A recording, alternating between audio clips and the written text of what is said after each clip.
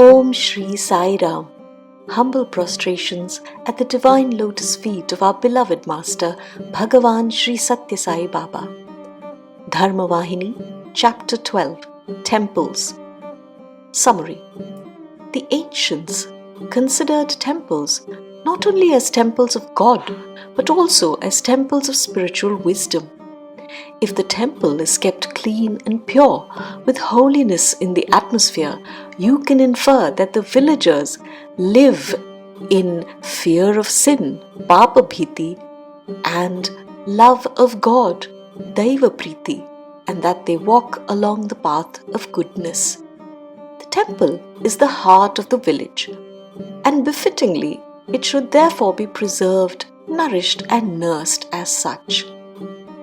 The decorated gate of the entrance of the temple serves to elevate man and represent the invitation that God extends to man to come to Him. Temples are oases in the desert wastes of life, and the entry gates to the temples are guides to stricken wanderers.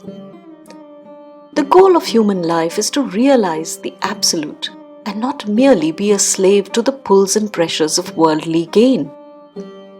Neither the wealthiest nor the most beautiful are at peace within themselves, and therefore they search for the bliss of the Lord within. Temples are invitations to and reminders of God. Temples are intended to instruct people in the art of removing the veil of attachment that lies over their heart. For the cure of grief, for the earning of joy, temples where the name of God can be remembered are very essential. Every great saint found his peace around a temple that fulfilled his longing. The name on the lips and the vision of the form will light the lamp of the divine within you. That form, in all its enchantment and glory, is depicted in temples for the inspiration of the aspirant. Whether the ordinary eye sees it or not, the seekers of Atmic truth find temples indispensable. Key takeaways from this chapter. Firstly, Swami says the purity and cleanliness of the village temple is symbolic of the character of the people in the village. It represents the sanctum sanctorum of the heart of the village more than the external prosperity and material success of their lives. Similarly, if we maintain the purity and cleanliness of our spiritual hearts as the center of our being, then maintaining its purity through constant remembrance of name and form will pervade our being and guide the best choices of our actions in life. Secondly, Swami gives quite some importance to temples as beacons of hope and external amplifiers of the inherent internal longing for the divine within our own hearts.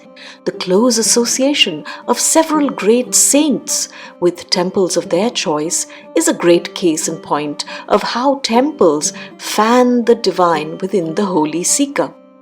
Let us similarly seek inspiration from these consecrated places to evoke the name and form within our own inner temples.